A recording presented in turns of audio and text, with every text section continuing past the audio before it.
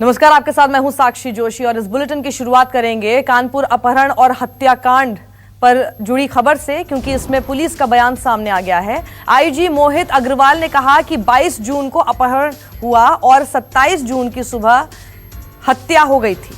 5 kidnappers को गिरफ्तार कर लिया गया है। वारदात में 2 महिलाएं भी शामिल हैं। तो पूरी वारदात जो घटित हुई, ये आपको पता ही है कि अपहरण कर लिया गया, अपहरण के बाद हत्या भी कर दी गई 26 और 27 जून की रात को, और उसके बाद 29 जून को फिरौती की मांग की गई, यानी हत्या करने के बाद फिरौती की मांग की गई। एक व्यक्ति का अपहरण कर लिया गया था पिछले महीने। उसके बाद लगातार पुलिस इसके अपहरणकर्ताओं की गिरफ्तारी का प्रयास कर रही थी। उसमें कल पुलिस को 5 अभियुक्तों को गिरफ्तार करने में सफलता हासिल हुई है। इसमें ज्ञानेंद्र यादव, कुलदीप, नीलू, रामजी और प्रीति, ये 5 अभियुक्त इसमें गिरफ्तार हुए हैं। इस घटना का मास्टरमाइंड ज्ञानेंद्र यादव निकला है, जिसने अपने अन्य साथियों के साथ मिलकर के ये योजना बनाई थी अपहरण करने की। इसमें जो 2 मुख्य अभियुक्त और पकड़े गए हैं, कुलदीप और रामजी, ये अपहृत व्यक्ति संजीत यादव के साथ, जिस लैब में संजीत यादव काम करता था, पूर्व में उसी लैब में ये व्यक्ति भी काम करते थे और पूर्व से ही इस अपहृत व्यक्ति के जानकार थे, उसके दोस्त थे। लोगों ने योजनाबद्ध तरीके से एक मकान किराए पर लिया, जिसमें 2 महिलाओं का भी इन्वॉल्वमेंट आया है, जिसमें से एक महिला गिरफ्तार की जा चुकी है। अपहरण करने के बाद 22 तारीख को इन्होंने अपहृत व्यक्ति को उस मकान में रखा। 26 तारीख की रात्रि में, 26 जून की रात्रि में जब अपहृत व्यक्ति ने भागने का प्रयास किया, तो उसके पश्चात इन लोगों ने निर्णय लिया कि इस व्यक्ति को मार दिया जाए, और 27 तारीख की सुबह ही इस व्यक्ति की इन्होंने गला दबा करके हत्या कर दी। इसके बाद नहर में इसके डेड बॉडी को इन्होंने फेंक दिया। इस पूरी घटना में ज्ञानेंद्र यादव की गाड़ी, जो फोर्ड गाड़ी थी, उस गाड़ी का प्रयोग इन्होंने इस व्यक्ति को अपहरण करने के लिए किया था। मांगी थी कि नहीं? कितनी मांगी थी? आए भैया 30 लाख। तो बाइक उनको मंगवाया था वापस? बैग मंगवाया गया था, और फिर हमारा एक साथी राम जी, वो जब बैग फेंका गया तो बैग उठाने गया, पर वहाँ पे फिर हम लोग थोड़ा दूर थे, तो राम जी वहाँ से भगते हुए आया वापसी 5 मिनट बाद। तो वहाँ पे टार्च लग रही है, पुलिस आ गई है, तो हम लोग अपने अपने अड्डे पे चले गए वहाँ से ठिकाने पर, और इसके बाद मतलब वहाँ से कुछ नहीं हुआ। बाइक वहीं छोड़ दिया था? हाँ, बैग वो बोल रहे थे राम जी को। बाइक फेंका गया था, इसका मतलब बाइक वहाँ बाद में पुलिस को उठी थी।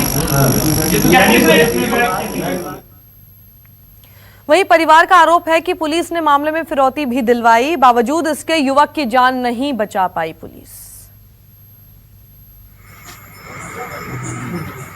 तो देखिए, 2 तस्वीरों में आप पूरी घटना को समझ सकते हैं। 22 जून को अपहरण हुआ, उसके बाद 26 और 27 जून की दरमियानी रात जो है, या फिर तड़के आप कह सकते हैं, उस समय हत्या कर दी गई उस शख्स की। लेकिन फिरौती की मांग की गई 29 जून को, और पुलिस के कहने पर 30 लाख की फिरौती भी परिवार ने दे दी। उसके बावजूद पुलिस जान नहीं बचा पाई। खा लिया, मिलके खा लिया, पैसा लेके खा लिया, पैसा बैठा रहे 1 महीना तक। इनने उससे कुछ नहीं बात पूछी, उनको न दरोगा बुलवाओ। ने खा लिया, मिलके खा लिया, पैसा लेके खा लिया, पैसा लेके खा लिया।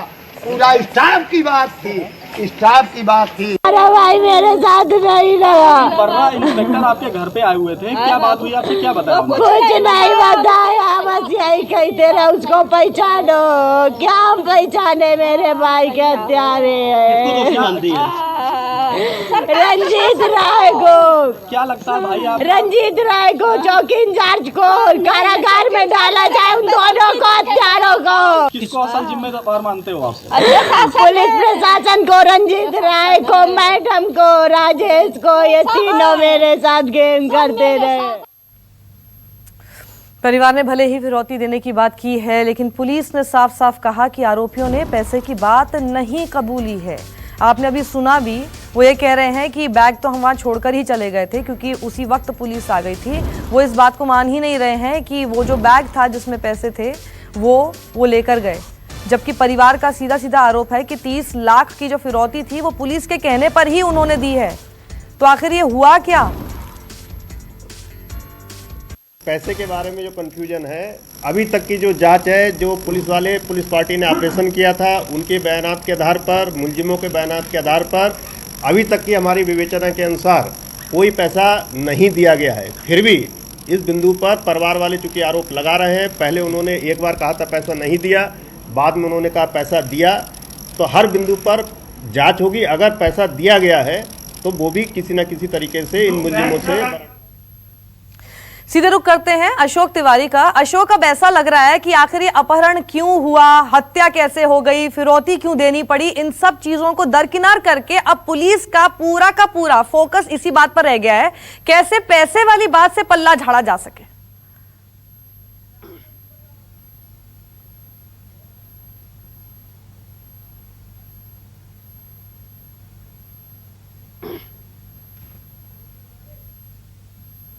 निश्चित तौर पर इस पूरी घटना ने कानपुर की पुलिस कार्यप्रणाली पर बहुत बड़ा सवाल खड़ा किया है। अभी आपको याद होगा कि विकास दुबे के मामले में कई पुलिसकर्मी पहले से ही सवालों के घेरे में हैं और अब संजीत कुमार के जो अपहरण और हत्या के मामले में कल जब देर रात कानपुर के एसएसपी ने एक बयान जारी किया और यह कहा कि उनके साथियों को, संजीत के साथियों को हिरासत में लेकर उनसे पूछताछ की गई, तो उन लोगों ने इस बात को कबूला है कि उन्होंने संजीत की हत्या कर दी। लेकिन सबसे अहम बात यह है कि परिवार वालों ने जब सबसे पहले संबंधित चौकी पर प्रार्थना पत्र दिया था तो उसमें गुमशुदगी की रिपोर्ट दर्ज की गई थी और उसके बाद अपहरण का मामला दर्ज किया गया।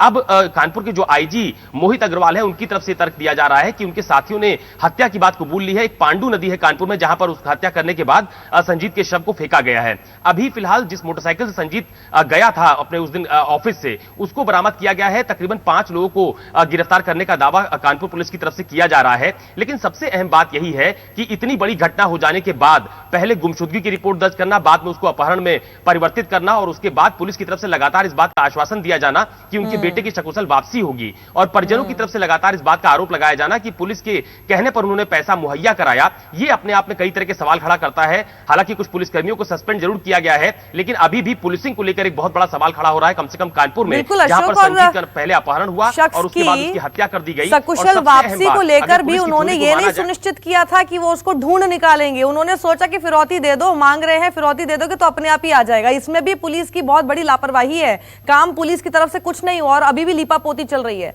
कानपुर मामले में कांग्रेस महासचिव प्रियंका गांधी ने यूपी की कानपुर की कानून व्यवस्था पर सवाल उठाए हैं। उन्होंने ट्वीट किया और ट्वीट करके यह आरोप लगाया, उत्तर प्रदेश में कानून व्यवस्था दम तोड़ चुकी है। आम लोगों की जान लेकर अब इसकी बुनियादी की जा रही है। घर हो, सड़क हो, ऑफिस हो, कोई भी खुद को सुरक्षित महसूस नहीं करता। विक्रम जोशी के बाद अब कानपुर में अपहृत संजीत यादव की हत्या, पुलिस ने किडनैपर्स को पैसे भी दिलवाए और उनकी हत्या कर दी गई। एक नया गुंडा राज आया है। इस जंगल राज में कानून व्यवस्था गुंडों के सामने सरेंडर कर चुकी है।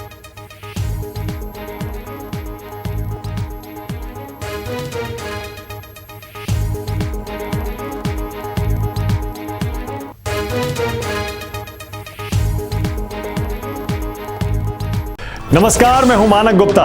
अगर आपको हमारा ये वीडियो पसंद आया हो तो इसे लाइक और शेयर जरूर करें और हाँ, हमें सब्सक्राइब और फॉलो करना ना भूलें ताकि आप देश और दुनिया की कोई खबर मिस ना करें।